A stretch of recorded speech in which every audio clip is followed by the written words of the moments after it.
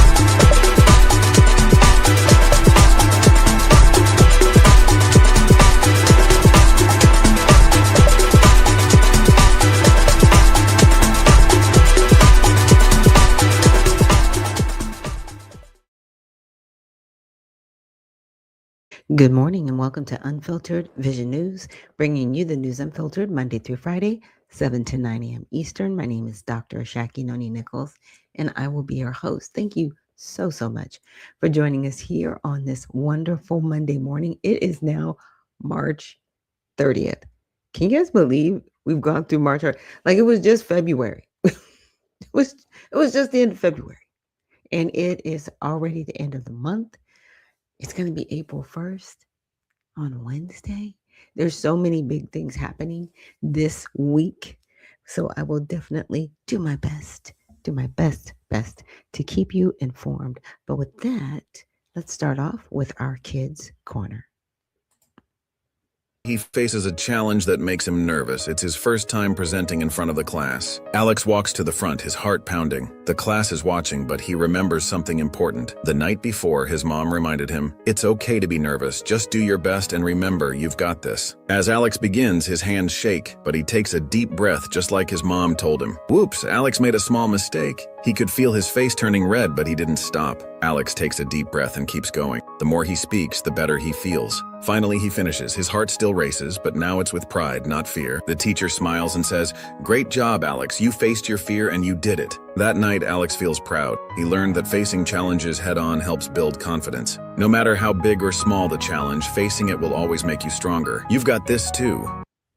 Yes, and it's really good to know, and thank you to our younger listeners out there and parents trusting me enough to let your kids listen to. There are going to be some videos that have a little bit spicy language in them, so I will definitely let you know when that video is pulled up. So if you want to, maybe turn down the volume and just listen in closed caption, because I was like, oh, it makes a good point in the video, but there are some people, that's how they express themselves. And we just, we need to do better.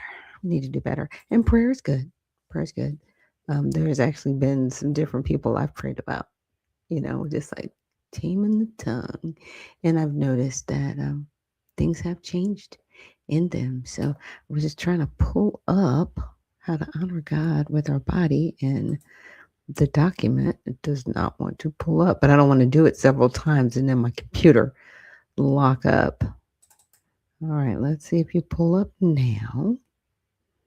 No, you're just refusing to pull up. Oh my goodness. Well, I am so sorry, you guys. I'm not sure why this document is having such a difficult time. Usually I'm able to, there we go. I was like, okay, what are we doing?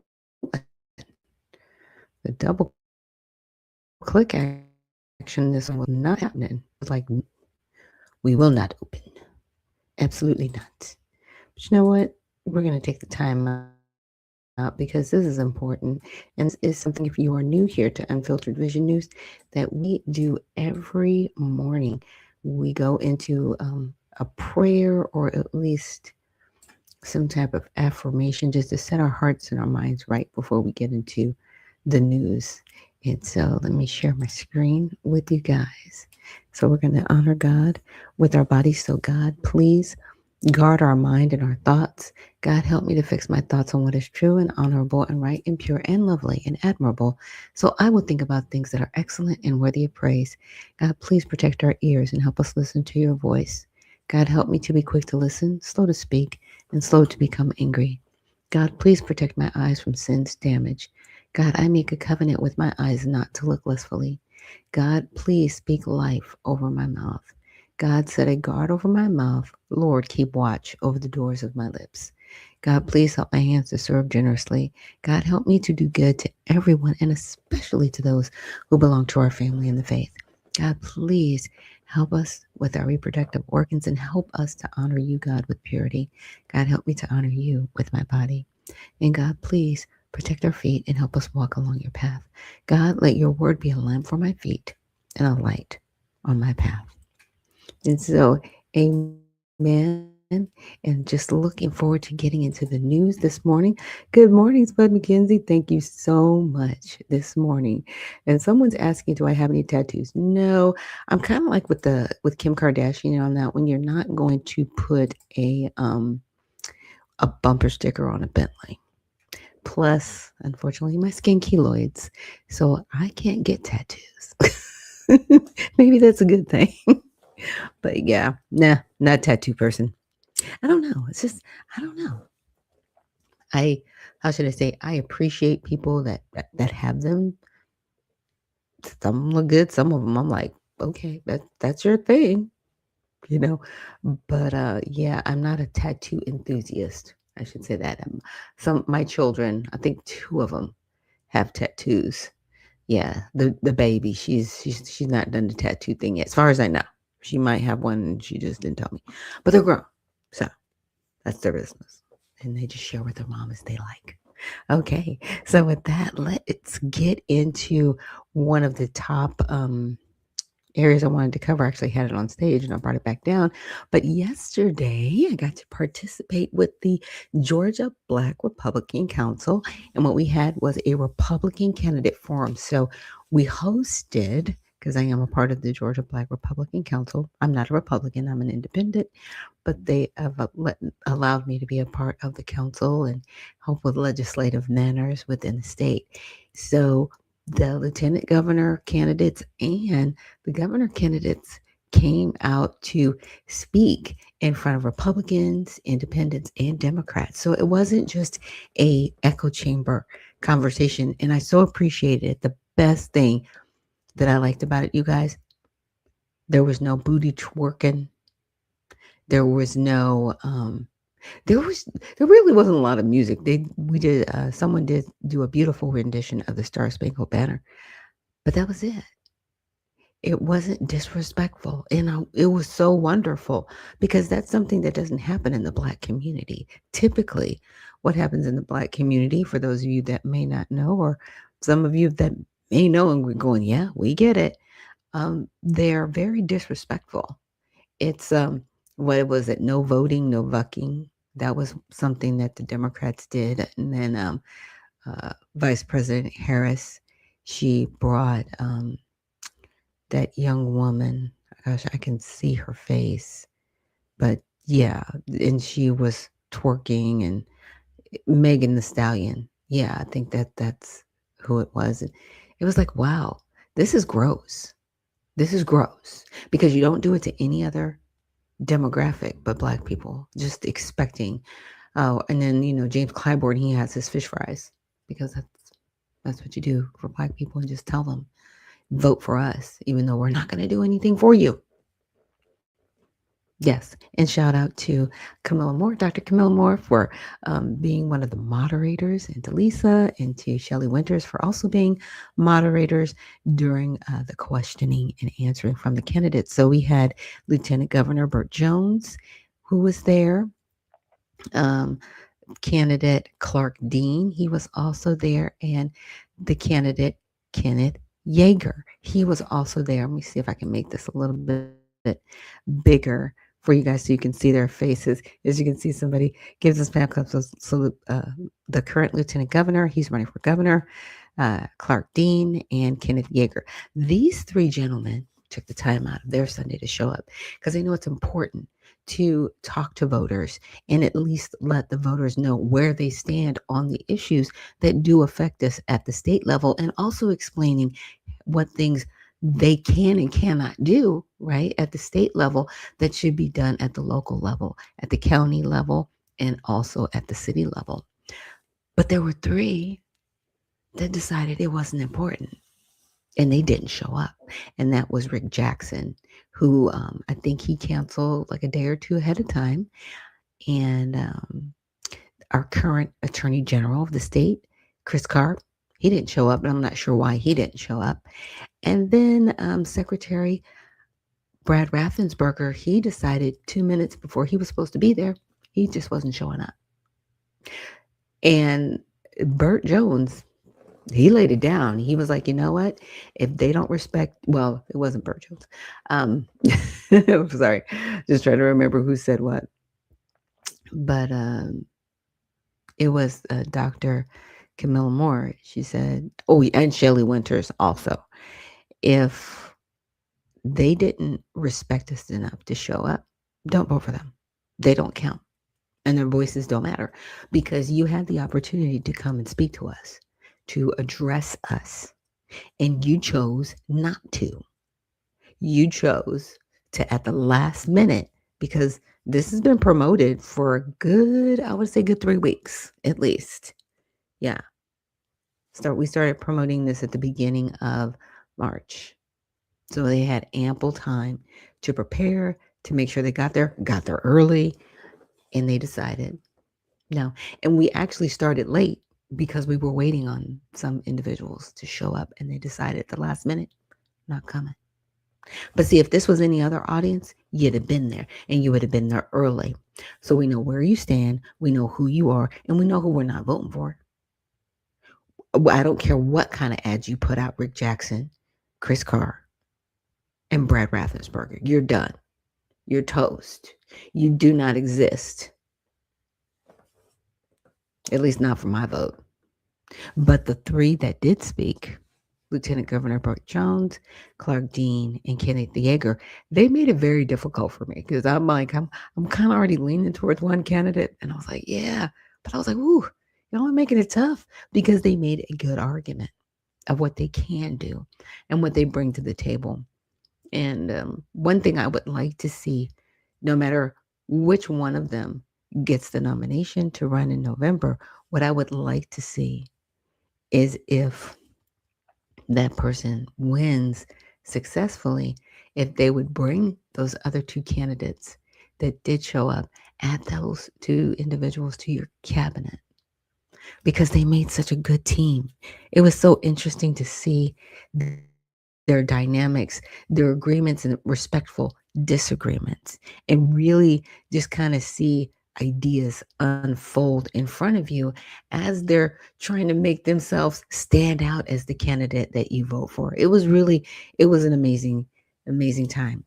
So now we're going to move on to the lieutenant governor's candidates that showed up, and that would be Senator Gooch, Senator Tilray, Representative Donald Clark, Dr. Takosha Swan, and Senator Gregory Delazal. Now, Senator Jordan Kennedy, he was not there. So again, if you didn't show up, you don't count. You've removed yourself out of the running. And those five candidates for lieutenant governor, they made the choice very difficult. and they all did an excellent job. So I just wanted to give a shout out to those who did take time out of their Sunday to show up and be respectful. And so this is what the stage looked like. It was really beautiful. It was at the, let me read it on here, the Southwest Art Center in South Fulton County. Just a beautiful facility. And it was streamed live, which was really nice. So I'm gonna have to get some clips from there. And this was an individual that was interviewed yesterday, one of the residents. He was asked a few questions. So let's get his take. Let's see if I can get this. Let me see. Oh, hold on. Get my volume up first.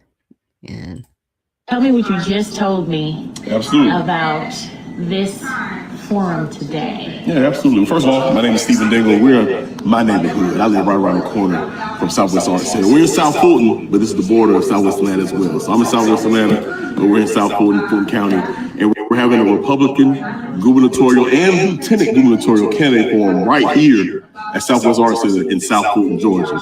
It's very rare that you get Republicans to show up on this side of town that's so Democratic heavy. So I'm ecstatic because although I am on the Democratic side, I'm not a vote blue no matter who person. I'm a Georgian first, and I want to hear candidates that represent me no matter what side of the political aisle. So I couldn't wait to come in my neighborhood and be able to hear from Republican candidates for governor and lieutenant governor. How did you think they did? I think it was I was late, but the governor before, and I can't find out. I didn't miss anything, so I thought governors did well. The governor candidates did well, although only 3 showed up. So the fact that Lieutenant Governor Burt Jones should be the busiest person, and he showed up.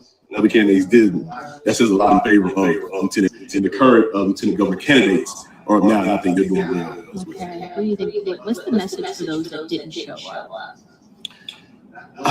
In my opinion, it just they think this is too much of a Democratic stronghold for them to find it back. That's my assumption. I have no clue, but that's why I say for the 3 who showed up for the governor candidacy, I appreciate them because they find some care in coming to a Democratic demographic population, whatever you want to call it. The next event we have, are you coming out? Just let me know where it is, especially if it's in Fulton County. I'll be there. I don't really travel too much because I might like my candidates to come to me. But if it's within Fulton County, I should be there. Thank you. Absolutely. yeah, so that was really, really cool. All right, another local resident. Tell us your thoughts on the forum today. I love that they had this forum. I love they had it in South Fulton. And you live in South Fulton? I do live in South Fulton. Born and raised in Metro Atlanta, and I've been in South Fulton for over about 22 years. And I'm a local business owner. I live around our corner. I'm a chiropractor. I'm also the president of the Georgia Chiropractic Association. So it's very important for me to come out and hear what's going on as far as our legislature is concerned. And it's very important we have a new governor. We want to make sure the right governors in place. They're enacting laws that look towards helping South Fulton. And that's what I want. And that's what I expect. And I'm glad they came out to South Fulton. It shows they care about us. For those who showed up, for those who did not show up, well, there's a question mark. I don't know what happened, but it's good that some who had a busy schedule did show up to be in our neighborhood. And that doesn't make sense. And the lieutenant governor is very important as well. So I'm looking for those individuals and learning about them so I can find out more about my decisions. So thank you guys for coming in. And we appreciate you looking towards South Fulton as a voice. Would you welcome us back? Of course. I believe in representation, and I believe in a fair chance. I'm right there in the middle, right? And I want the best person to lead with the best values, family values. So I do appreciate it. What type of values are those? Just so people know and understand the mind of the Black community. What specific values matter to you when it comes to your leadership, when it comes to your community? To be unbiased. I don't want a one-track mind. I want somebody who thinks about some things that are very important and somebody who does the right thing. and not just following behind somebody else's footsteps, but do the right thing for his constituents. That's very important, right? And then also, I'm a business-minded person. I own a business, so I definitely want things that help small businesses, right? That's very important to me. Not just people, international companies coming into the area, creating certain types of warehouses, taking up resources, right? We don't want that. We want money to flow down to the residents who own the businesses to give us, right, some power and some say-so to reinvest back into our community, because we want nice things in our community and not have to travel. I'm gonna say it, listen to me, above I-20. We want nice things below I-20. Hospitals below I-20. We want shopping centers, dining places below I-20.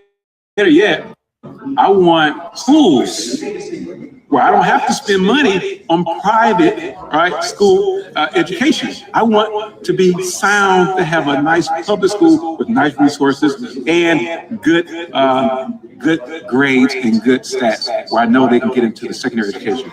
That's very important to me. So if you can provide that, then you have my ear. Then you probably have my vote. Awesome.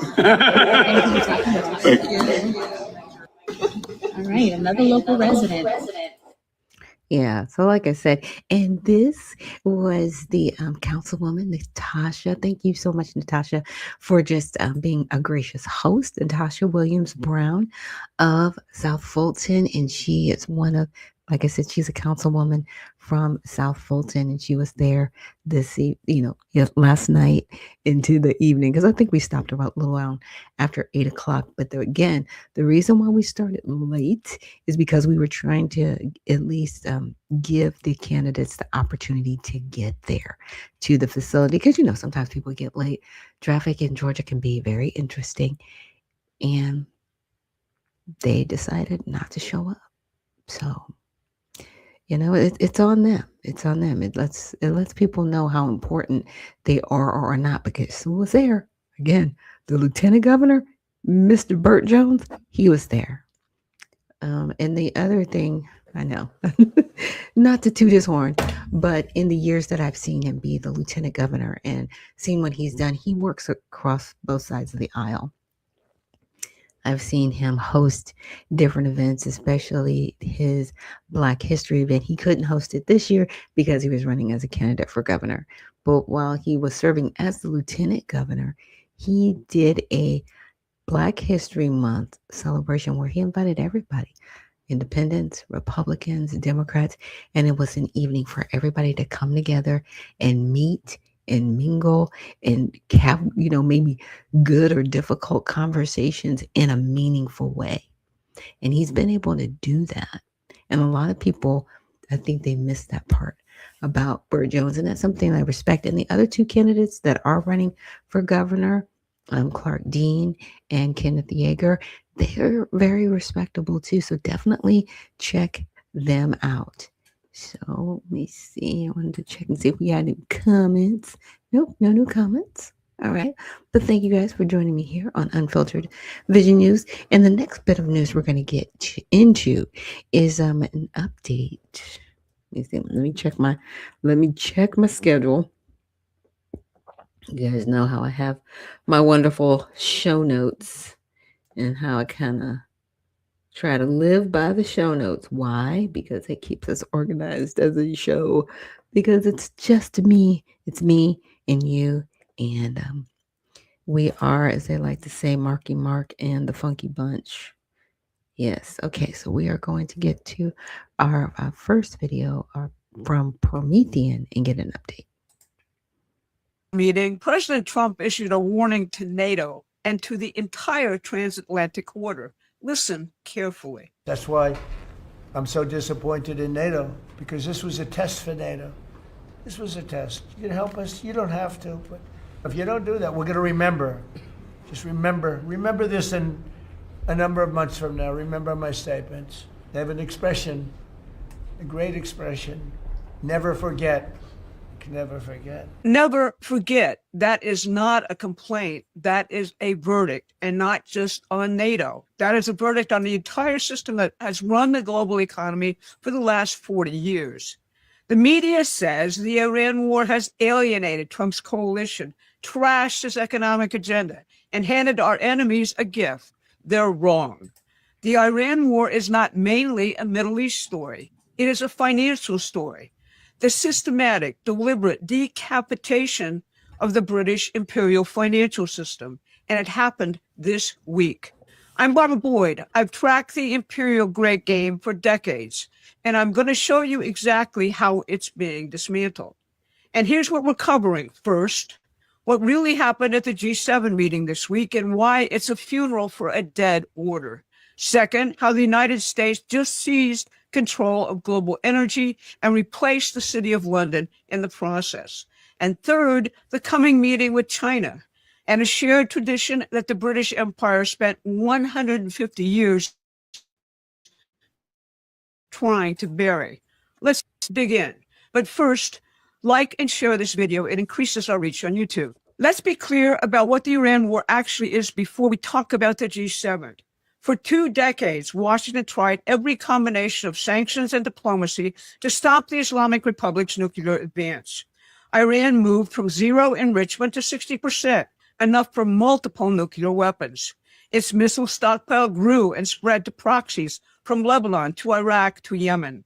They lied about possessing missiles with a 4,000-kilometer range. We know that because they have shot them off in this war.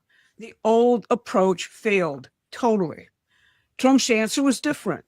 He demanded rollback, an end to enrichment, limits on the missile program, the dismantling of the proxy network. Tehran refused. The result was a shift from bargaining to attrition. As one Iranian analyst put it this week, negotiation and war are not opposites in this situation. They are successive phases of the same campaign. Now, what did Europe do when the United States finally acted? They said we were violating international law, despite the fact that they need natural gas and oil from the Gulf, while the United States does not. And at the G7 meeting, they finally agreed, after much deliberation, to help police the Strait of Hormuz after hostilities end, after the fighting stops, only when it is safe. Think about what that means. Europe's great contribution to the security of the world's most critical energy choke point is to show up for the cleanup. Marco Rubio had told them exactly what he and the president thought of this on his way to the meeting. He reminded them that the United States has been constantly asked to help in a war, namely Ukraine.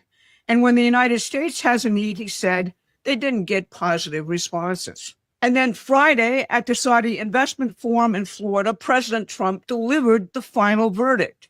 Listen to him. But I think a tremendous mistake was when NATO just wasn't there. They just weren't there. It's going to make a lot of money for the United States because we spend hundreds of billions of dollars a year on NATO, hundreds of protecting them. And we would have always been there for them. But now, based on their actions, I guess we don't have to be, do we? They weren't there for us, so we no longer have to be there for them. That is the funeral oration for the transatlantic order. Not a threat, a verdict. NATO failed its test. The City of London's Praetorian Guard is finished as strategic partners, and Trump just said so publicly at a major international forum in front of the world. He noted we'll be saving a lot of money. The OECD confirmed it this week in numbers. The worst economic downgrade of any nation in the entire G20 went to the United Kingdom, the home of the City of London. Did you catch that? The empire that built its global power on controlling the world's commodity markets is now the weakest economy in the G7. The funeral is already underway. But here's where it gets really interesting. Because while Europe was busy writing its post-hostilities commitment, Trump was already building the world that comes next without them. Now, if you're beginning to see that what looks like chaos is actually the deliberate, systematic dismantling of the system, which has run the economies of the world for the last 40 years, then you need to be reading Promethean Action's free newsletter. We cover events from the standpoint of the real historical battle between empire and sovereign nations. Go to Promethean Action now and subscribe. Here is what the media completely missed this week. While the G7 was negotiating its toothless post-war cleanup role, Scott Bessent was sitting in the cabinet meeting Thursday, describing what the United States has already done. Listen carefully. We've taken actions to ensure oil supplies stranded at sea are made available to the global market. Your bold actions, like the Development Finance Corporation's Maritime Reinsurance Program in conjunction with Central Command, will soon provide shippers through the Gulf region with a level of security we had never seen before. Lloyd's of London, the 300-year-old institution at the heart of the City of London's control of global maritime trade, has been replaced. Not threatened, not competed with, replaced. The United States Development Finance Corporation, working directly with the U.S. military's Central Command, will become the insurer of record for shipping through the Gulf. The empire's financial weapon, control of insurance, control of risk, control of who gets to trade and on what terms, control of prices, has been taken out of London's hands. And then Friday, Trump made that official with a single joke at the Saudi forum that was not a joke at all. Let's listen. We're negotiating now, and it'd be great if we could do something, but they have to open it up. They have to open up the Strait of Hormuz. The Strait of Trump. Let that sink in. He's not just taking military control of the most critical energy choke point on the planet, he is renaming it. That is a declaration of sovereign dominion, backed by the U.S. Navy, backed by Gulf Arab allies who have watched Iran attack their ports, their infrastructure, and their tankers for a month and have drawn their own conclusions about who they want running security in their neighborhood. What does it mean to control the Strait of Hormuz? It means controlling the flow of roughly 20% of the world's seaborne oil. It means that 84% of the crude moving through that strait, heading for China, India, Japan, South Korea, moves on American terms, with American insurance under American security guarantees. That is not the petrodollar system. That is something entirely new. That is the United States becoming the dominant energy guarantor of the entire Asian economy, not through financial manipulation centered in London, but through physical control and physical trade between sovereign nation states. And simultaneously at home, capital is flooding out of Wall Street speculation and into the American physical economy. Last Monday, Promethean Action's Brian Lance documented this in great detail on his Substack. Energy, mining, manufacturing, nuclear power, defense, all of it is beginning to prosper and flow. McKinsey, the confidential advisor to the global financial elite, published a report this month quietly admitting that commodity markets are being, in their words, quote, rebalanced beyond purely market-based logic. That is McKinsey's antiseptic way of saying the City of London's speculative pricing system is finished. The president sees our economic future in this hemisphere and in a direct trade with Russia, China, Japan, and India, not in the dead transatlantic empire. The Strait of Trump is not a punchline, it is a policy. Now let's talk about the emerging story, because this story will find its next chapter in Beijing when the president visits there on May 14th and 15th. The analysts stuck in the pre-2024 world see this as an economic Cold War between two great powers and predict a major clash. That framing is a British imperial trap designed to keep the two largest physical economies in the world at each other's throats while the City of London referees. On Friday, Iran blocked the passage of two Chinese-bound vessels through the Strait of Hormuz. Iran is now charging millions in tolls for safe passage, even for China, its largest oil customer. On Friday, at the Future Investment Forum, Trump was asked which nations were leading the great economic transformation now underway in the world. Here is what he said. But right now, the United States, as the king, future king of Saudi Arabia said, we're the hottest country anywhere in the world. I must say I respect China greatly because it's amazing that with a system that in theory shouldn't work, but you look at China, how well they do, how well they manufacture. I mean, They manufacture cars so many that they actually have a contest for who can manufacture the least cars because they have so many cars. You have to have great respect for China for the job they do. Like them or not like them, you have to respect them. The United States and China, two industrial and manufacturing superpowers with something big in common. There is a figure claimed as a founding hero by both the Chinese Communist Party on the mainland and the Kuomintang in Taiwan. His name is Sun Yat-sen.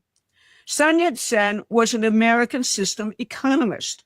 His 1922 work, The Industrial Development of China, called explicitly for massive state-assisted industrial investment modeled on the American system, the tradition of Hamilton, of Lincoln, of Henry Carey. He studied that tradition. He embraced it. And crucially, he rejected the British free trade model as exactly what it was, a tool of imperial exploitation designed to keep developing nations dependent and underdeveloped. Sound familiar?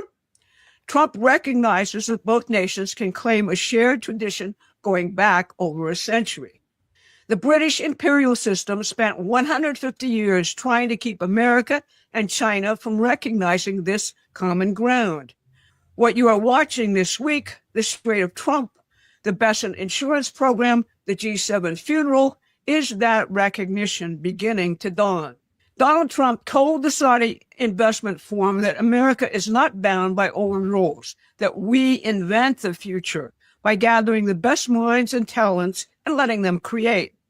That's what all the analysts keep missing because they are trapped in the past. They're pessimists, and most of them lack the creativity the president is exercising. They keep analyzing the present as if it were Bush, the Iraq War, and the reign of Dick Cheney and the neocons, or similar constructs. It's not that. It's something entirely new, which rescued our republic from what we now see in the UK and Europe, the dying and still dangerous outbursts of a failed empire. The clock is now ticking on the midterms, and we have a very big job ahead of us, educating the population away from the Psy War to comprehend the wondrous world which can lie ahead. We need to expand, and that means, if you haven't, you should become a paying member. If you are a paying member, please contribute as much as you can now. This has been your Saturday Wrap. Thanks for listening. Please take a moment. Yes. And so I do respect and appreciate the perspective of Promethean, and thank you, Uncle Coolwater, for introducing me to Promethean and our Unfiltered Vision family. So thank you for that, because if he hadn't not introduced me to it, I would have been like, what are you talking about? Who is this? And what's going on? There was something that I did not mention that I wanted to mention. I wanted to also give a shout out to Fox News that came and covered the forum yesterday that we had. And I forgot to play this video, and I was like, wait a minute, I got to play this video. So I'm waiting for it to come up, and then I will share my screen. But I wanted to share it with you guys, mainly because it still falls into what was discussed on Promethean, and really showing that there is a changing of the guard politically everywhere, right? And it is happening. So let me share my screen. It's going to be a little bit of a delay. Like I've told you guys, something that I want to get. I'm getting Starlink. I'm getting Starlink. No, they are not a sponsor of the show, but I want Starlink. Because regular cable, y'all are done. Y'all are just done. It is just so archaic and just, yeah, that. But it says, Georgia Black Republican Forum candidates talk taxes, cost of living. So let me play some of the footage that they were able to capture yesterday.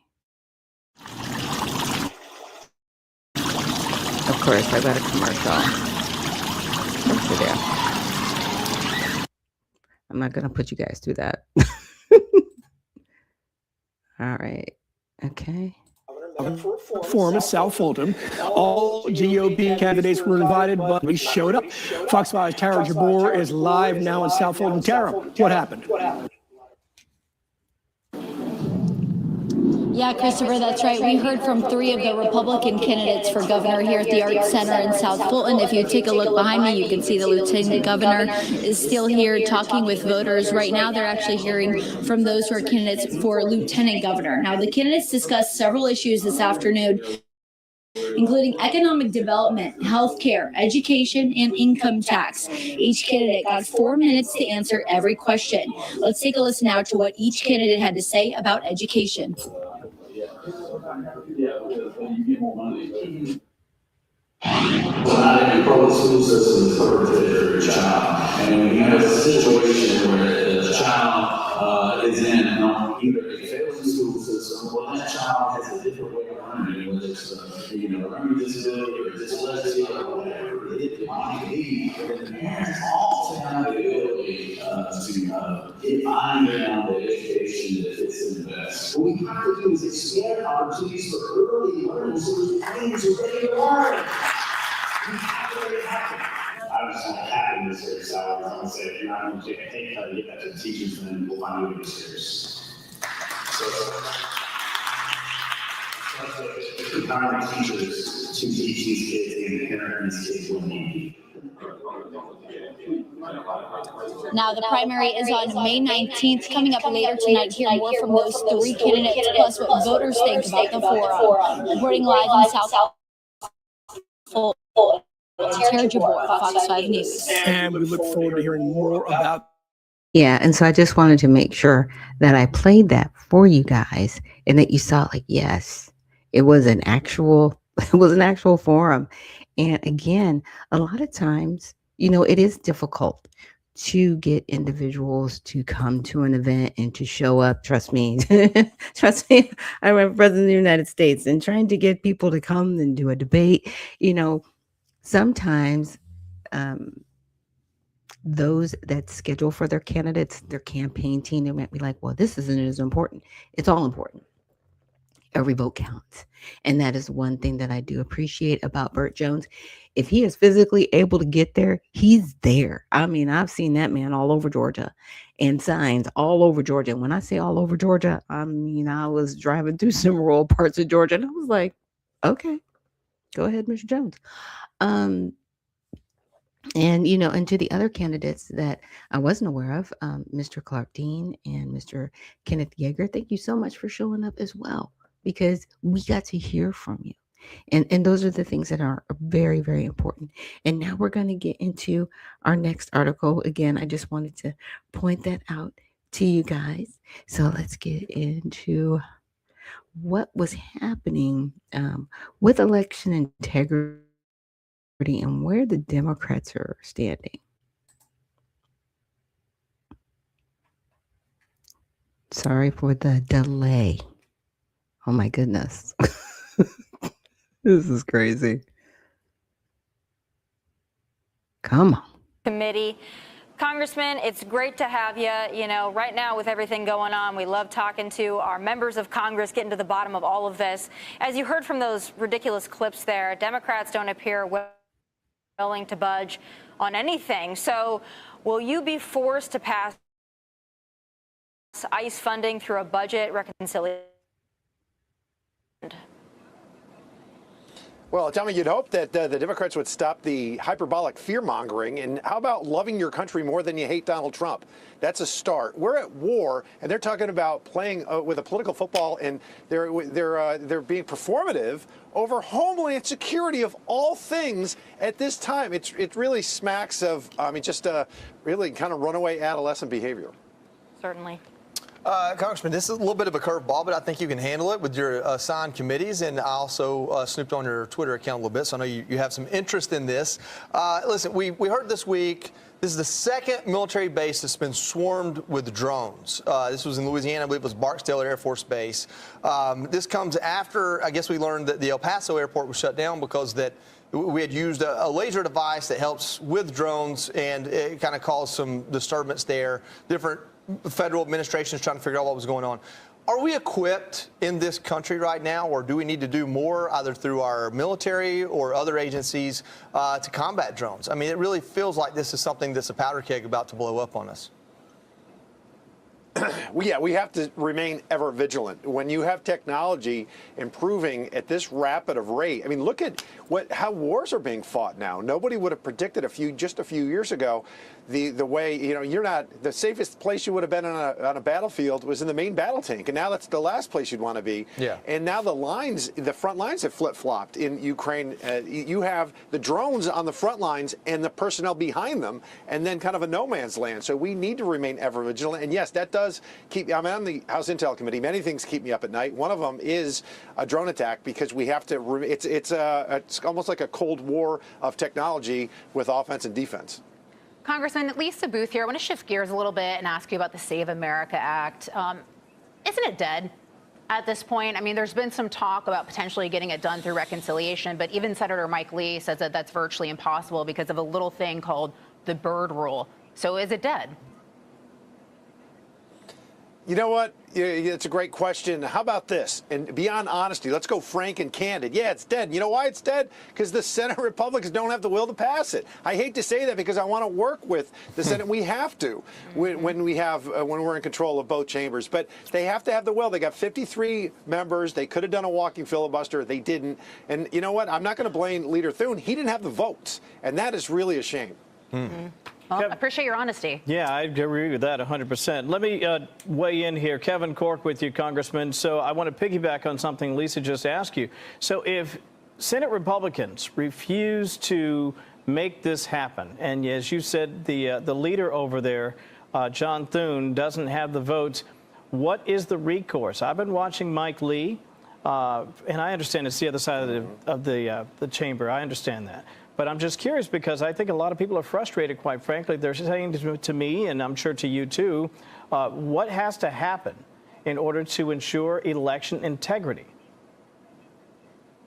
There's nothing more important than election integrity. If we don't have that, we don't have a republic. You have to. Sometimes you win close elections, and sometimes you lose them. But as long as you believe in the result, that it was fair, honest, and open, you can live with it. And that's why this was so important. And if you're ever going to have a walking filibuster, it would have been on this specific issue. And you're right. We share the same building, the House and the Senate, but it's like a different universe. The way in which they operate is so fundamentally different than ours. We have majority rules. If we have one more vote than the minority, we can pass legislation. They, with their 60-vote threshold to end debate, it's completely different. And it's just, I mean, I joke, but sometimes it's like they put their powdered wigs on and they affect British accents. And if a House member goes over there, they say, "Oh, have you been checked for lice?" I mean, it's really like that different. I'm befuddled. Just real quick, I mean, you say that he didn't have the votes. We're starting to get some names. We don't know all of them because they really won't vote honestly. They'll vote for something if it doesn't pass, so they can't get attacked, and against it. They play the game. If we get the names, should those people be primaried? Or at that point, should they lose their seat? I mean, it seems like the only thing the Senate can do is budget reconciliation and confirm nominations. I don't know anything else that can happen with less than 60 from one party. So maybe some of these should find their way into retirement. I've been saying this for several, not even years, but a few decades now, that it's not enough just to vote for Republicans. You need to vote for conservative Republicans that reflect your values, the people that are talking about and trying to pass legislation about matters and things that when we're yelling at the TV about things. That's the passion that you need to have, and you need to elect the right kind of Republicans. You got a couple in your state that seem sketchy from time to time, but I guess we all do from time to time. So maybe we'll see what's next for you. Well, Congressman, Leader Thune is from my state of South Dakota. I know Joey asked to follow up. I'm just going to go and ask one, too. You said it's not Leader Thune's fault he doesn't have the votes. Joey said maybe we should expose some of the votes that he doesn't have. But I'm saying if you're the leader and you got a mandate from the American people and you got a mandate from the President of the United States and you're the leader and you can't either expose the ones that don't give you the numbers or you can't convince them perhaps the leadership role isn't one for him. I know you're not going to just outright throw him under the bus like I'm willing to do, but a lot of us are having these conversations that are MAGA all the way, supporters of President Trump. We're not getting what we voted for.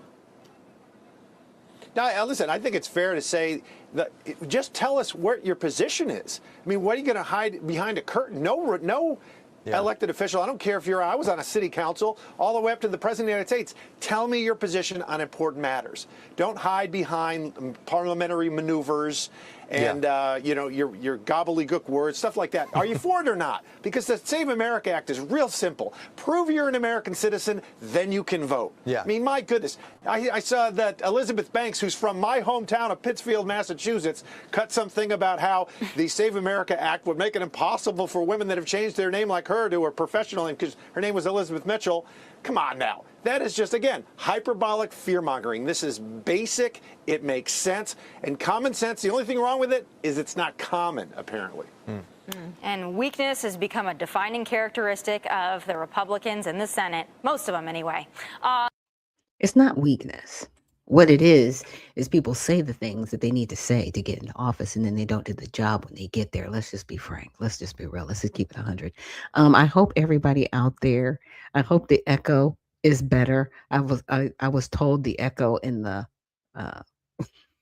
and my microphone was bad, and I didn't click background noise. It's like it blocks out background noise. So just let me know if my voice sounds a little bit better and it's not a bad echoing sound and that you can hear me through the microphone. But one thing that I wanted to point out, let me see, let me bring it up. Hopefully, I know some of these wonderful articles that I bring up, they have a paywall, and I'm not doing the paywall thing. I just want to share with you guys the article. So let me see how much of it will let me share.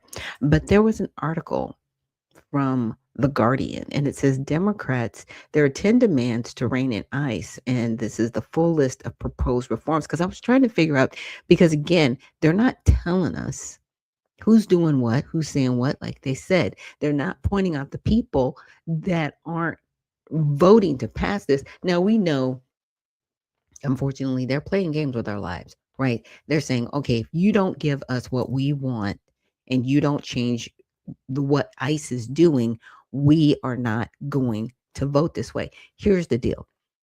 Senate and House representatives, you don't get to tell the executive branch what to do. Okay. DHS falls under the executive branch. You've already written the laws. Okay. You've already written the laws for ICE. And this was done after 9/11. Like Tom Homan said, if you don't like the laws, change the laws. Do it legislatively, but you're not doing that. You're not doing that part. Amend the laws. Go back to the actual articles that were put in place after 9/11 and amend those laws. You're not doing that. You know why you're not doing that? Because you know the American people don't want that. So you're trying to conflate your demands into a funding bill. What are you doing? This is crazy, but this is what's happening. Okay. So it says the party says it will not back the funding bill without reforms on, among other things, mask IDs and judicial warrants. Okay. So let's look at some of the demands that the Democrats have. So here's the demands, because I was like, what's going on? Okay, so 1, targeted enforcement.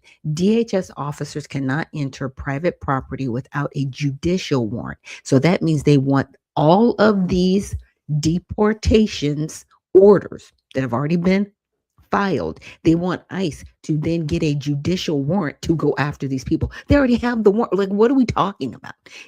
You don't sound smart. So they want to end indiscriminate arrest and improve warrant procedures and standards, require verification that a person is not a U.S. citizen before holding them in immigration detention. They already have deportation orders. That's why they're going after these individuals. They have deportation orders. What are you talking about? You've already wasted our tax dollars on individuals that shouldn't even be here. They don't leave immediately. They're given deportation orders and they basically go home and throw it in the trash and be like, oops, I guess I don't have to leave. They don't take us seriously because there's no enforcement. That's why we have ICE. just trying to get you there. So no mask. Prohibit ICE and immigration enforcement agents from wearing masks and other face coverings. Okay, first of all, they're not local law enforcement. And so, yeah, they're wearing masks to cover their identity. Why? Because there are crazy people out there, and I am going to call them crazy people, who are doxing them and their families. And you are not protecting these ICE agents and their families. Period. Okay, why don't you arrest some of these people that are attacking their families and doxing them? Why don't you do that? Then the masks come off. But you're not going to do that. Yeah, you're going to keep, escalating. But you're not going to do the right thing. Got it.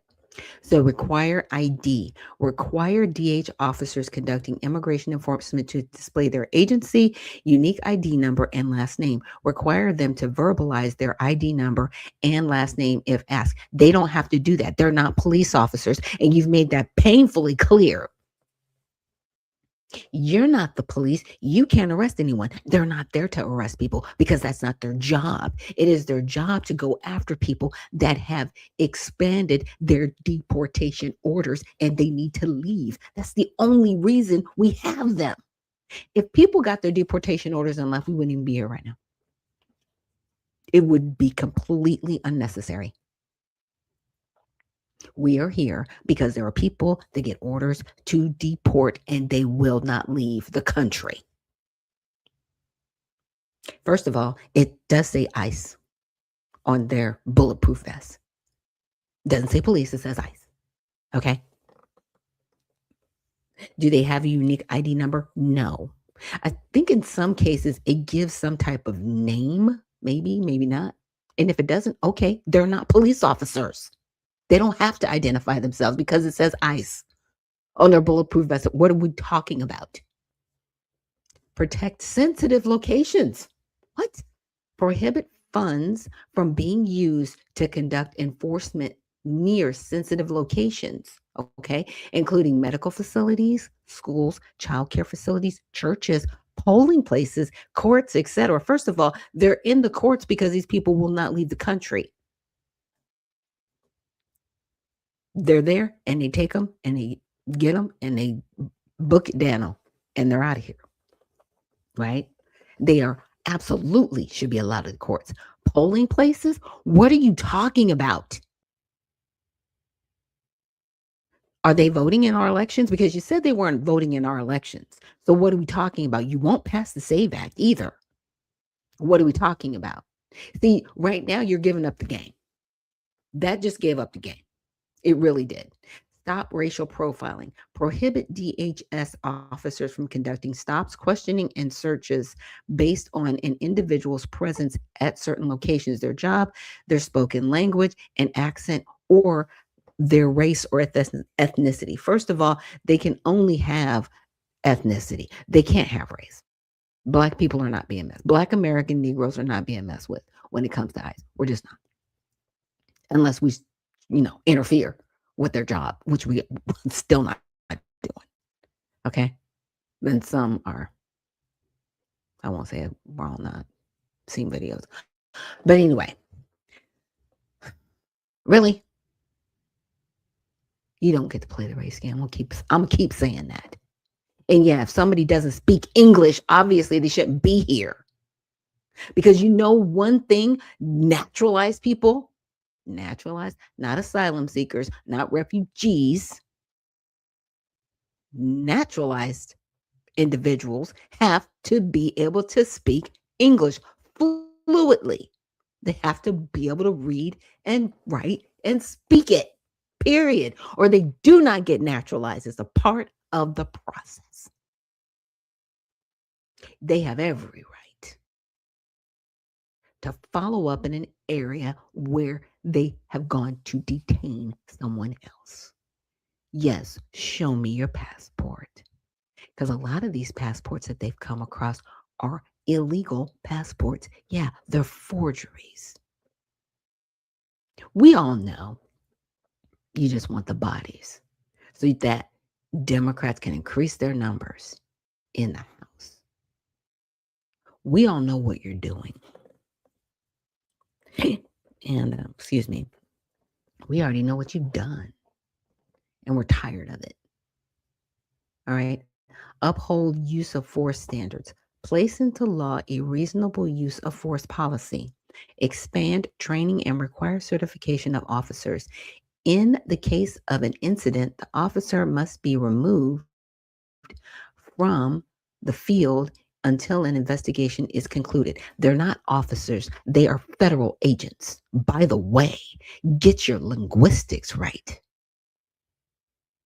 They are immigration and customs enforcement.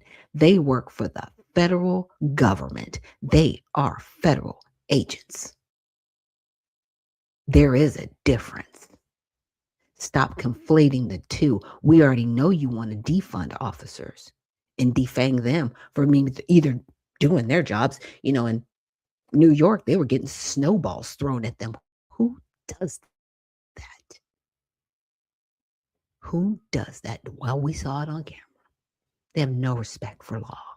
None. And the unfortunate situations that happened in Minnesota, let's just be clear, were with Customs and Border Protection. They're a little bit different from ICE. Because, see, they're used to dealing with the worst of the worst of the worst at the border, and they don't play. These are like ex-military. Okay? That's why they're at the border. Because they're dealing with cartel, they're dealing with some pretty serious people, and they don't play. They will take you down and you're done. They don't play like that. So who are you talking to? Are you talking to ICE or are you talking to CBP? Get it together and make it plain. Again, they're not officers, they're agents. Okay. Now, number 7, ensure state and local coordination and oversight. Preserve the ability of state and local jurisdictions to investigate and prosecute potential crimes and use of excessive force incidents. Require that evidence is preserved and shared with jurisdictions. Require consent of states and localities to conduct large-scale operations outside of targeted immigration enforcement. You're interfering with federal agents. You are in violation of Title 18, Section 111, if you let this go through. These people already have deportation orders. You release them back out to the general public. You put the general public at risk. That's why we're here. It's your fault. And now you want more government to deal with what you're doing? No. But this is their list. This is their wish list right here. This is why the government's not open right now. Okay? This is why the government's not open. Build safeguards into the system. Make clear that all buildings where people are detained must abide by the same basic detention standards that require immediate access to a person's attorney to prevent citizens' arrest or detention. They're not citizens. They're here illegally. What are we talking about? So now you want more government money thrown at this? I can't. Allow states to sue the DHS for violations of all requirements. Prohibit limitations on member visits to ICE facilities, regardless of how those facilities are funded. What? I can't. Legislative body. If you want to see changes in the DHS, quit. Do not run for office. And then get employed by the Department of Homeland Security. These are the changes that you want to see. You don't work there. You've already written the laws. Body cameras for accountability, not tracking. Require use of body-worn cameras when interacting with the public and requirements for the storage and access of footage. Prohibit tracking, aided creating or maintaining databases of individuals participating in First Amendment activities. What? Oh, so you don't want these anarchists, and that's what they are, being recorded. Okay. Prohibit tracking, creating or maintaining databases on individuals participating. So you don't want the anarchists recorded, but you want body cam footage? Like what? If they're interacting with people that are interfering with their jobs, yeah, they're going to be recorded by the body cam footage. Like, what are you talking about? You sound crazy. I can read. Sorry. So no parliamentary police, paramilitary police. They're not paramilitary police. They're agents. So regulate and standardize the type of uniforms and equipment DH officers employ during enforcement operations to bring them in line with civil enforcement. No, because you said you didn't want 287G. That's fine. But you cannot make them officers. They're not officers, they're agents. They're DHS agents. They're at the federal level. They're not at the local level. Stop trying to goat rope them into being defunded. Like you defunded the police. I'm just saying. People are horrible. Just the worst. Oh my goodness. Now I can take you seriously. I can't take you seriously. That's fine. Yeah, they are complete anarchists. It's bad. It's bad. They're worse than anarchists, in my opinion. Because they hate this country, yet they want to be here and benefit off of everything in the country. Sad. Sad, but true. Now I want to go kind of back in history. I wanted to play some of these clips from last week where there was ICE and there was a woman who she was trying to escape in the airport. And when the ICE agents were trying to, I guess, apprehend her, make sure, because she needed an escort to get on the plane to go back to Guatemala. She wanted to escape. They had to basically get her to get her on the plane. And people were like, no, let her go. It's like, stop. You don't even know why this woman is being detained this way. But I wanted to go back because you saw that list. So let's say this. Is there a single report today of something going awry with ICE agents? Oh my God, for 24 hours something I'm asking, maybe there is. There was an ICE agent refusing to identify himself, arresting a woman in an airport, freaking people out. They weren't even sure it was in San Francisco airport. Well, what kind of an interaction was it actually? Do you know the situation? It was an arrest. I don't know, Scott. What information do you have? Who did they arrest? Now you're bringing it up. Who did they arrest? No, I'm saying internet. We'll need the internet. Two senior administrators. Meanwhile, this woman was arrested by ICE Sunday at San Francisco's airport. DHS says she's from Guatemala, had a deportation order signed by a judge, and tried to flee as officers were deporting her.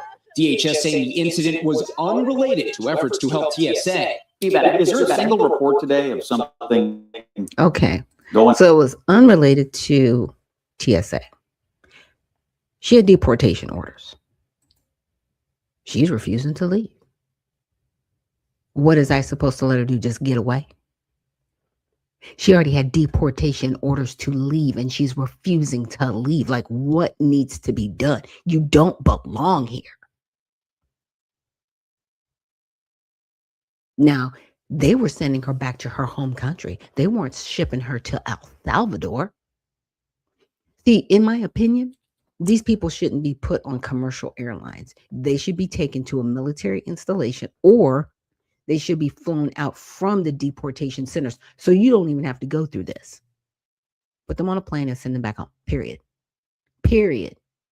Why are we paying to basically, that's luxury in my opinion. Really? We're putting you on Delta or whatever airline, American, Spirit, French, whatever. airline. We're putting you on. And you're refusing to go home and you already have deportation orders? This is my problem with this whole situation. Illegal from Venezuela has been arrested with connection with the murder of an 18-year-old Sheridan Gorman, who was a freshman at Loyola University in Chicago. He was shot and killed on Thursday. Yet another example of another heinous violent crime, allegedly, in this case, committed by another Biden-Harris Mayorkas illegal, who they released into the country in May of 2023. And even worse, in June of 23, just over a month after coming into the country illegally, he was arrested for shoplifting in Chicago. But guess what? He was released back into the city. Now, of course, while he did condemn the crime and call for accountability for the perpetrator in a statement to Fox News, Illinois wannabe President Governor J.B. Pritzker made no mention of the public safety threat that his state's sanctuary status has caused. And instead, he attacked President Trump, accused him of politicizing the murder that never should have happened. Meanwhile, ICE agents began deployment to airports, as we told you, all across the country today, and prompted a predictable meltdown from the left. Here's Cory Booker, always predictable. Take a look. And so what's happening today in America that should outrage everybody? He's taking the very same agency that has been bursting into our schools, into our churches, into our hospitals, into our courts, and even into the homes of Americans. He's taking that agency that is reckless and out of control and bringing them to our airports under the lie that somehow this is going to help deal with the long lines that he created in the first place. This is an outrage. Predictable meltdown. Anyway, temper tantrum. Here with Reaction Board czar Tom Homan is with us. Is he referring to the brave agents that are arresting murderers, known terrorists, child molesters, other violent criminals, drug cartel members? Are those the agents he's talking about? Because I think he's got to ass backwards as usual. Well, apparently, because that's exactly what ICE is doing. They're arresting the worst of the worst and making his state and his cities safer because we're taking a lot of public safety threats off the street. But I want to say one thing. He's misleading the American people. He's lying. Now, I want him to give me one example, just one, when ISIS went into a church to arrest somebody, or we went into a hospital to arrest somebody, or we went into an elementary school to arrest somebody. Just give me one example. You know. Now, I'm going to pause right there. Now, in Los Angeles, there was a food vendor who was on the street in front of a church. And I guess it was a church that he had attended. When ICE agents went to go get him because he had deportation orders, he ran onto the church parking lot. And they will say, well, you're going into churches. This person ran purposely onto the church parking lot. Does not give you immunity. They were trying to detain you. And then you somehow slipped and got away. It is not a right for you to be on this soil ever. We have over 300 legal ports of entry. Legal, not illegal, legal. And you didn't choose any of them. 300 points? Not 300. You chose none of them. And you chose to come here illegally. You got deportation orders to leave and you refused to leave and we're supposed to feel sorry for you? Stop that. I don't feel sorry for you. And I don't care where ICE has to go to get you, a hospital, a church, a school, because you shouldn't be here. Stop putting everybody else at risk. But I don't blame the individual, actually. I blame the mayors. I blame the city council. I blame the governors. I blame the commissioners, the aldermen, and absolutely the police that are capitulating and complying with this evil. If somebody is here illegally, you are supposed to call ICE and have them picked up. You don't release them back out into the general public to put the general public at risk. This is your fault. And you need to accept responsibility for it, period. Why? He can't, because there isn't any. Now, I think there's been one case nationwide in the past year where we're in hot pursuit chasing an illegal alien who ran into an education center. You're damn right. We went in there and arrested him near the front door. But as far as planned enforcement operations in those places, hasn't happened. Matter of fact, the only people that violated the sanctuary of the church was Don Lemon and that group that went in there to attack, Trump supporters while they were having a religious service. So he's misleading the American people, and that is part of the hatred toward ICE agents that's driving the violence. You mentioned before, 8,000% increase in threats. Because of things that people say like that are untrue, it causes the hate to rise, which is, of course, going to end with more violence, more bloodshed. You look at where we are, the most preventable national security disaster in the history of this country. Now, after 5 votes in the Senate that they wouldn't fund the Department of Homeland Security, now they want partial funding. But here are the restrictions. They won't fund ICE, and they will insist that ICE agents cannot wear a mask. After the threat level is up 8,000%, after these guys have been attacked, after they... Okay. So did you see their bulletproof vests say police ICE? Okay. No, I'm saying they're not police officers. That's how they want to brand them. I wouldn't brand them that way. Maybe they did that because of the airport situation, but I'm like, it's on there. It's on there. What are you talking about? We need them. We need to show like who they represent. You just saw it. Okay. have been doxxed. I mean, I don't like that idea at all. I don't think it's safe for them. And it's not going to happen, not as long as I'm here. I mean, the men and women of ICE, not only are they being doxxed, their spouses and children are being doxxed. I know that from a first-hand experience. So, they're going to wear masks as long as they're doing, these operations in the street looking for the bad guy. I mean, once the hatred stops, once people like Cory Booker stop saying the things he's saying, maybe the hate will reduce. Then maybe we can think about the masks. But these officers' identification, they have badges and badge numbers. Border Patrol has their last name on uniform. You want to know who these people are? You can find out who these people are, but we're not going to stop doing this job. We're not going to. They want ICE not to operate in sensitive locations. Here's what I said from day one: there is no sanctuary. There is no safe zone for significant public safety threats and national security threats. Those are the people we need to arrest in the Department of the country, and we're going to keep doing it. Let's talk about this Venezuelan illegal who'd been caught and released by the Biden administration. I mean, what can you ever say to the family? I think there were 2 telling moments. A little over a year ago when the Democrats wouldn't stand for Laken Riley's family or Jocelyn Nungary's family. Then when the president said, if you agree with this statement, please stand with us in the State of the Union address, that American safety is more important. Our first duty is to protect Americans over illegals. That is a pretty simple thing to stand up for, but they didn't stand. How do you interpret that?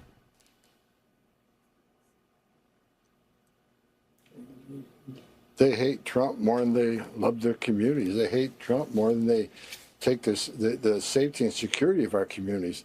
Look, it's just another one. And I've been fighting sanctuary cities for 10 years. I have met hundreds of angel moms and dads who buried their children because their children were killed by an illegal alien.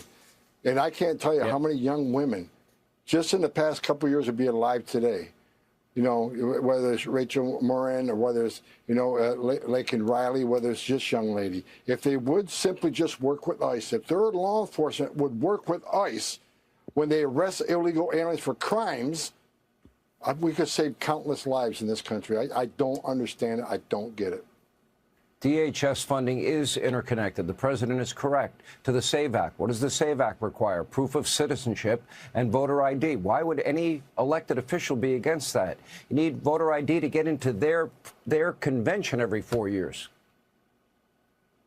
Or you need picture ID. Why would any member of Congress, why would any member of Congress defund the Transportation Security Administration that protects our skies? Why would they defund Coast Guard? Why would they defund CISA against cyber attacks? Why would they defund FEMA? I mean, you're talking about not funding the Department of Homeland Security, which is their number one responsibility as a representative in Congress, to protect this country. And they're voting not to protect this country. And look, Donald Trump made a brilliant move this week, and he called me, he says, let's send ICE to the airport. I thought it was a smart move. And we're filling the holes. The wait lines are already dropped. Plus, we're doing a security function at the airports. We're going to arrest criminals going through this airport. We're going to look for human trafficking, sex trafficking, money smuggling. We're going to be at the airports working with our brothers and sisters of TSA. They're our brothers and sisters within DHS. President Trump made a smart move. We're going to keep the airplanes flying. We're going to get the American people through those lines quicker. And we're not going to give up President Trump's promise to American people to make this country safer every day. And that's what we're going to keep doing. Yeah, because that's the goal, right? So with that, let's take a quick break. And on the other side, we're going to get into some more of this news on our Monday recap. So thank you so much for joining us here on Unfiltered Vision News. And we will see you on the other side.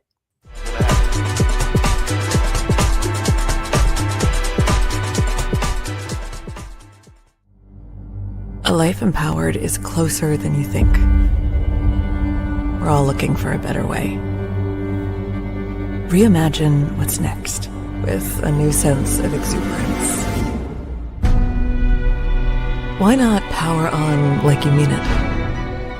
Or power off blissfully? A better sleep is a better awake. You've never moved like this before.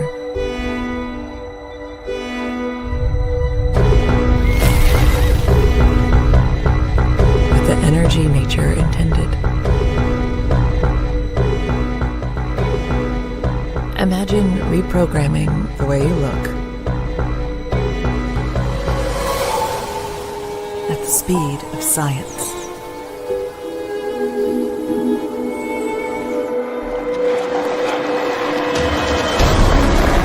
At longevity. At exhilaration. It's next level rejuvenation. Take your well-being from the inside out and outside in. The light within is ready to ignite. Be the light. LifeWave.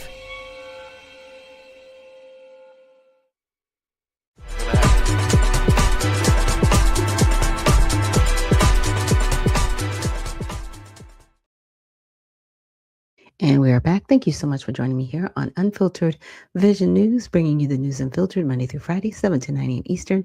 My name is Dr. Ashaki Noni Nichols, and I will be your host.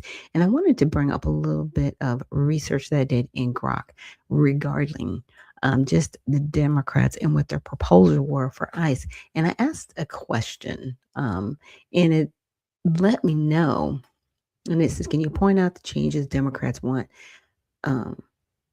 ICE want for ICE under DHS? Okay.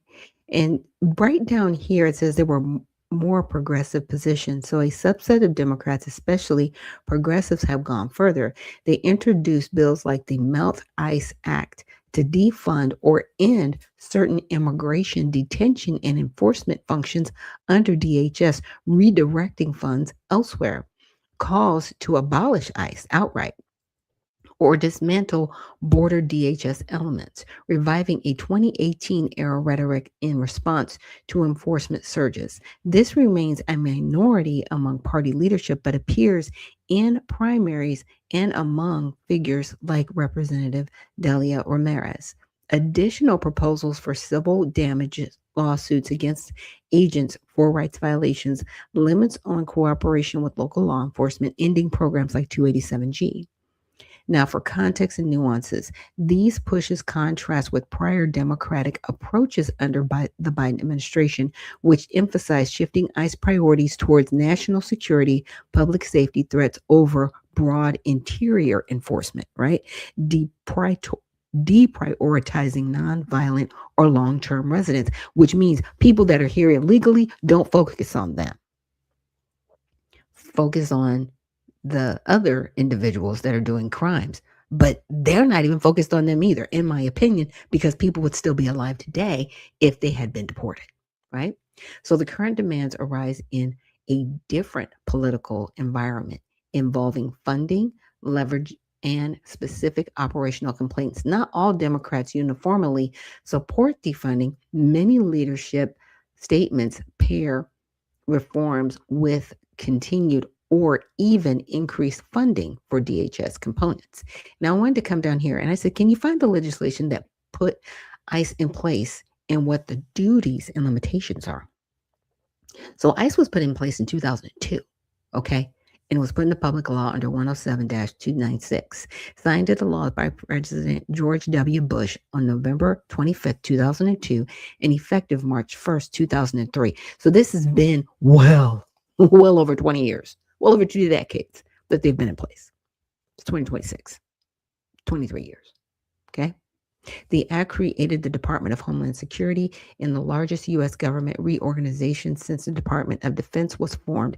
It established the former Immigration and Naturalization Service, INS, previously under the Department of Justice, and the U.S. Customs Service, previously under the Treasury Department. The act transferred INS's interior immigration enforcement functions, including detention, removal, investigations, intelligence, inspections, and related programs, along the certain customs investigative resources to DHS, where they were consolidated into what became ICE, initially called the Bureau of Immigration and Customs Enforcement. Okay. Now, subsequent amendments to Homeland Security Act, including updates through 2025, explicitly reference U.S. Immigration and Customs Enforcement and its director as a key DHS component. Note that while bills like H.R. 2406 in 2017 later proposed the first standalone statutory authorization of ICE's structure, the agency legal existence and core framework stem directly from the 2002 Act. Okay, so this has been well over 2 decades they've been doing this. Obama was the deporter in chief. But you hate Trump so much that you hate the rest of us. Like, I need y'all to get it together because this man is not going to be here forever, okay? We are all on this Titanic. Stop shooting holes in the boat. Stop it. We are sinking as a country. I know you hate America, then why do you live here? If you don't like it, leave. I'm okay with that. There are so many other places on the planet where you can be. But you know what? You're not going to have the type of freedoms that you have here. Even though we're not as free, in my opinion, as we could be, because we are debt slaves. But that's a whole side conversation that we can have another day. Right? So their duties, as stated in official, to protect America through criminal investigations and enforcing immigration laws to preserve national security and public safety. It carries out this mission by enforcing more than 400 federal statutes governing border control, customs, trade, and immigration, both civil and criminal authorities.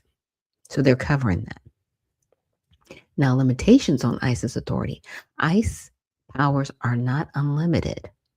They are strictly constrained by statute, the U.S. Constitution, regulations, court rulings, and executive policy. So warrant requirements, administrative ICE-issued warrants suffice for many arrest detentions, but entering private homes or dwelling typically requires a judicial warrant signed by a judge. Consent or exigent circumstances can also allow entry. Okay, arrest and detention limits. Warrantless arrests are allowed only in narrow cases. Alien entering illegally in the officer's presence, view, or probable cause, plus likelihood of escape before a warrant can be obtained. Detention is civil, not punitive or criminal, and ICE must follow due process rules, custody reviews, and mandatory detention provisions in the INA for certain criminals. Release with conditions is possible for low-risk individuals. Scope of enforcement limited to immigration and customs violations. ICE cannot act as a general law enforcement or unrelated state local crimes, though it can coordinate.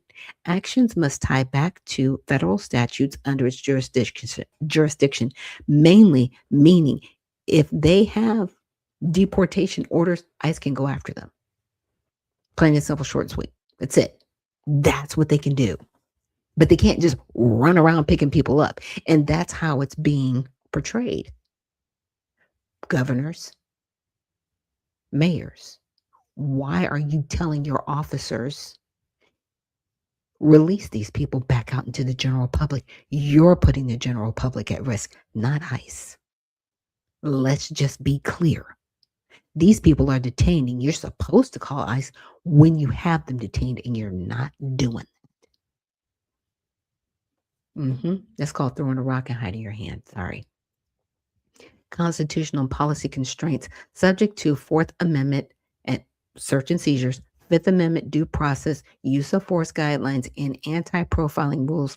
Executive memos, which can change with administrations, often set priorities, okay, and restrictions at sensitive locations like schools, hospitals, or places of worship.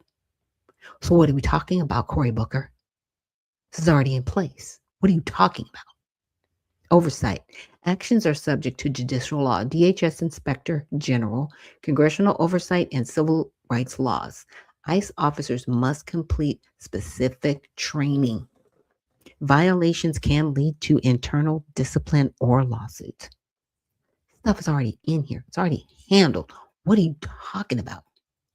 Now, I wanted to go back to some of the laws that were put in. So ICE's mission, as stated on its official website, is to protect America through criminal investigations and enforcing immigration laws to preserve national security and public safety. It carries out the mission by enforcing more than 400 federal statutes. Okay, here we go. Now, they have something called ERO, Enforcement and Removal Operations. It handles civil immigration enforcement in the U.S. interior. This includes identifying, arresting, detaining, and removing individuals who are unlawfully present and subject to removal under the Immigration Nationality Act. ERO manages the immigration detention system and partners with state and local enforcement via programs like 287G. Homeland Security Investigations, HSI, Criminal Investigations Arm. The HSI targets transnational criminal organizations involved in human smuggling and trafficking, money laundering, child exploitation, intellectual property theft, narcotics, weapons, and other cross-border crimes that exploit U.S. trade, travel, financial, and immigration systems. Now, the core statutory problems for immigration officers, including ICE, come mainly from the INA, specifically Title 8, Section 1357, powers without warrant. Okay, interrogate suspected aliens, make certain arrest, board, search conveyances near borders. Okay, so that's like CBP. And then Title 8, Section 1226, authority to arrest and detain aliens pending removal proceedings, generally via administrative warrants like Form 1-200. These authorities were transferred to ICE via the Homeland Security Act. ICE does not have general policing powers outside immigration customs related matters, though HSI can investigate federal crimes tied to its mission. So they were not, what I'm saying is, I read all that to you to say they're not just running around rogue. They do have parameters that have been put in place, and they were put in place by Congress in 2002, implemented in 2003, 23 years ago. I'm tired of Congress lying to everyone. And we keep putting these people back in office. Everybody needs to be primary. And I mean everybody, especially these senators. This is your fault. Stuff should have been funded. We're going into almost 40 days. It's probably going to be a longer shutdown than what happened in October. But the only thing is, the people that are on welfare, they're fine. Other areas are fine. But you're holding us at risk for our own security, for people that are here illegally? No, that's why we're here. We're here because you are fighting for people that are here illegally. Yeah, all of you need to be primaried. There shouldn't be anybody that goes back this midterm. And I mean nobody should be going back to Washington, House and Senate. Shouldn't happen. You're not doing your job for the American people. You care more about party than you do about the American people. You care more about people violating our borders. We do not have a lawless society, and we will not stand for it. You will leave first. You will. Yeah, you will. Now, we're going to get into this next video, and this is Doc Rich. And this is about Black ICE agents. Now, some of this language in here is spicy. So I'm just letting people know now. Some spicy language. When I say that, there's a lot of profanity going on. I'm just trying to get to the point that they're making. So I apologize up front for the language. Talk about ICE once again, because there is a clip that has been going viral online. One of these clips has over 3 million views right now of ICE agents walking through the airport. And because those ICE agents happen to be Black, I know Joe Biden would say that, somebody like myself isn't, it's a problem. I want to talk about it because this is absolutely wild. And of course, you got some Black folks pushing back, and that is a beautiful thing. I love to see it. But let's hop right on into it. Make sure you guys smack that like button. If you're not subscribed already, what are you waiting on? It's totally free. Make sure you guys also go and subscribe to my second channel. The link is down below in the description box. It is called Extra Rich. All right. All of those links are down below. And with that being said, let's hop into it. No thoughts. You guys are the foot soldiers of a fascist regime, right? Is that not what it is? Is that funny? Is that funny? No thought. You guys are the foot soldiers of a fascist regime.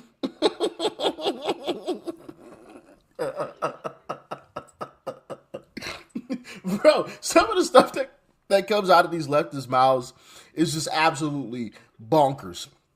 You guys are the foot soldiers of a fascist regime. What are you talking about, bro? Goodness gracious. Anyway, now we got to get into some more liberal response before we get into the nitty gritty. Check this. I got the hiccups now. Goodness gracious. Check this clip out. So tonight I'm watching a video of ICE agents in Newark Airport, and I see this beautiful, young, she couldn't have been 20, 21, African-American woman ICE agent. The amount of Black and brown people that work for ICE is fucking disturbing. You know that $50,000 is over 5 years, right? You know that you're never going to live this down, right? How could you do that to your own kind? How could you do that to humanity? Like, where the fuck is your conscience? You don't have one. It really just was so sad. Absolutely floored me. I couldn't believe she was an ICE agent. Where's your conscience? You don't have one. Where's your brain? It seems like you got one missing. Whole lot of air up there, ain't it? How could you do that to your own people? What people? Americans? Because Americans aren't being deported. It's illegals. Like, what, just because I'm Black, I'm supposed to, like, you gotta fight the fight! Just because I'm Black? Well, I'm confused. These people, man. It's like every single one of them. The light's on, but nobody's home. Every single one of them. How could you do this to your own people? What are you talking about, my own people? Black Americans aren't being deported, right? Hispanic Americans aren't being deported. Illegal black people are being deported. Illegal Hispanics are being deported, but not Americans. Get it straight. Get it straight. And what's also funny is these same folks, right, had nothing to say when the deporter-in-chief himself, Barack Hussein Obama, was deporting all of these different individuals. They had nothing to say about it. Absolutely nothing. Putting them in cages, nothing to say. But now all of a sudden that Trump is doing, oh my goodness. Like, come on, man, stop it. You're saying this. So it's so weak and pathetic, man. It's so weak and pathetic. But now let's get into some actually sane individuals' responses to Black ICE agents. Check it out. Black TSA workers are sellouts? Where do you guys get this stuff? Like, does it, like, what like runs through your head when you're saying this? So you mean to tell me somebody can't go make an honest living, but you have more respect for them if they were drug dealers on the corner? If they were out popping pee? If they were out scamming? But because they take an honest job protecting American citizens, they're a sellout? You guys need to get off the plantation, man. It's ruining your life. I mean, emotional intelligence, 0. Because that's a wild take. How did you even get in your head to think that? Like they don't deserve stability in a career. You should be ashamed of yourself. You should be ashamed. And until you go and you're going and paying their bills, shut up. What a concept. What an amazing concept. And as far as what goes through their heads, absolutely nothing is going through their head. Absolutely nothing. Oh, no, I take that back. Let me backtrack a little bit. Let's rewind. The only thing going through their head is MSDNC, or AKA BS Now, which is what the network is called, or the Communist News Network. And Democrat politicians, it's just a bunch of talking points. That's the only thing that runs through their head 24/7. Talking points, talking points, talking points, talking points. Because it's all that they hear. And hey, listen, kudos to Democrat politicians and mainstream media, who's ever pulling the strings behind the scenes, because they have managed to brainwash half the country into saying and feeling however they want them to feel, and saying whatever they want them to say. I mean, I'm gonna, for the sake of time, because there's a few other videos that I want to get to, but basically he goes on to say, you know, how dare you try to tell Black people how to live and what to do? That needs to stop. I need progressives to stop. If you want to tell anybody what to do, find people in your household that live around you that may listen to you, because you're a control freak and you think that everybody needs to do what you tell them to do. Okay? And stop guilting people into living their lives. Stop it. Knock it off. How dare you ever condemn a Black person for working? Like the woman said, it's like you praise evil. But when somebody's actually trying to do the right thing, you demonize them. Like, what is wrong with you? It's really bad. But let's get into this next article. Is about paid protesters. You hear that a lot in a situation like this. What I want to do is bring in Adam Swartz, the CEO of Crowds on Demand, to talk much more about how all that works and really to help break it all down for us. Adam, thank you so much, as always, for taking the time to be here with us. My pleasure, Josh. It's great to be with you. And Adam, first off, I wanted to talk to you just a little generally here because, of course, you have your company, Crowds on Demand. But I wanted to ask, people actually do pay for protesters to show up?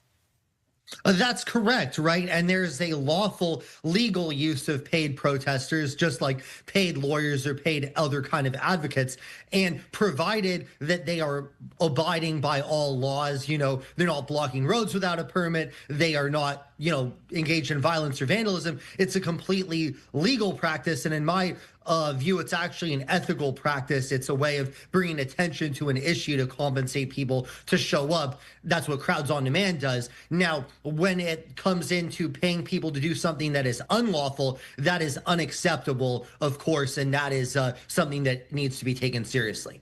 And explain to me the difference there, because something that you hear a lot when you have these protests, I mentioned it, but a lot of people will talk about, hey, these are paid protesters out there and these are paid agitators. So explain to me kind of the difference there, how your company works, all of that for folks who are watching.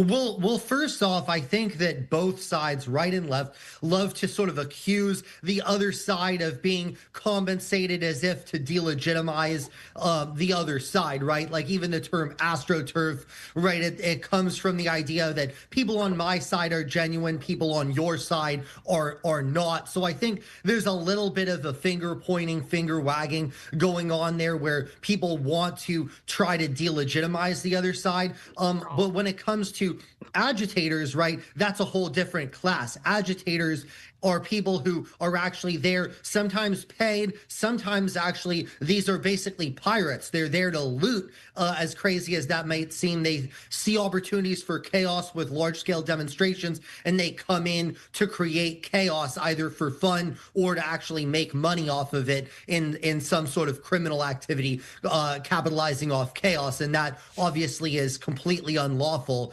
and the authorities should be on the lookout for it. But I would also recommend that the protesters themselves be on the lookout for these agitators, because these agitators can cause disruption to the protest and also delegitimize what they're trying to do. Because if you have a group of 10,000 people and you have two people that are creating problems, then that can be magnified through kind of a reductio ad absurdum type of thing where now it looks like the whole protest is violent when it only was two people that were engaging in that. And I wanted to ask you, because you touched on this a little bit, but for those protesters, demonstrators who are out there, they're choosing to be out there, what do they need to look for to prevent themselves from maybe seeing some type of agitator? What should they do if they think they see somebody? Break all of that down.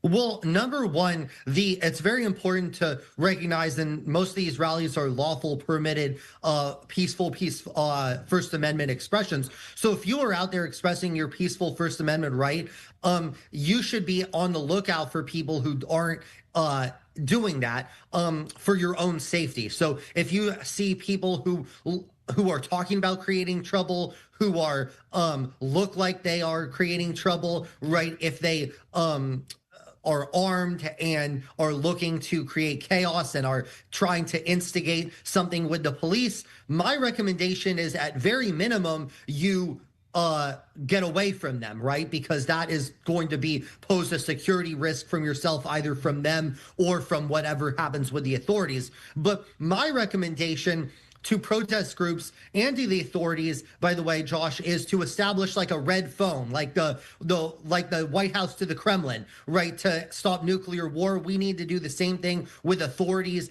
and the protesters. You need someone of the protest leaders and someone on the authorities side to be in constant contact to make sure that the First Amendment rights are protected, but that chaos does not ensue, and that if there is an incident, that it can be de-escalated quickly rather than causing a bigger problem, which hurts the people of the city and infringes on the First Amendment rights of the. Yeah. So I'm glad he was able to break that down. That it does happen on both sides, right? That we have paid protesters. Now, the next video I want to get to quickly is about some tyranny going on. To hear some people's responses this today, and maybe I can get yours, and that's that how a lot of them are against tyrannical governments and tyrannical regimes, and obviously that's the point of the rally, but yet they were in favor of the tyrannical regime under the Trudeau government forcing people to wear masks not that long ago, forcing vaccines, invoking the Emergencies Act to shut down legitimate protests. I mean, aren't those legitimate concerns for tyranny? No, I'm a pro-mask guy. I'm actually an advocate for that. I guess snippy response might be, okay, don't wear a mask, don't get vaccinated.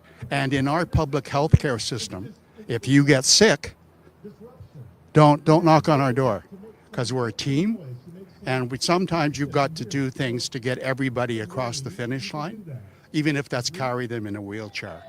I had COVID, even though I was vaccinated, and if I wasn't vaccinated, I think I would have been dead. So please don't tell me about fascist governments making people wear masks. I actually think that people that don't wear masks are irresponsible people to society. They're taking the notion of individual freedom and they're trumping that, excuse the pun, over collective responsibility. And we all have a need to be collectively responsible. And see, this is my problem. Don't tell me what to do.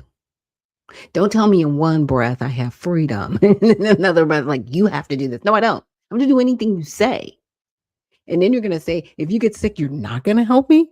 And that's not tyrannical. Okay. Think a car, you're driving a car. We all got to play by the rules and stop even if we don't want to because there's a stop sign. I mean, the science, so to speak, is heavily contentious and debated as to whether or not there was a real issue or not. The difference between Canada's death rate from COVID and the United States' death rate is marked. It's noticeable. And the states that were most against it had the highest death rate per 100,000. So you're science. Yeah, sure. Said and it was proved out, So you're because they counted everybody with COVID. They said either of COVID or with COVID. It was linguistics. So even if somebody tested negative because they tested them for COVID and they died, they said it was with or for, you know what I'm saying? They changed the language. So they boosted the numbers, even though people tested negative for it. It was crazy.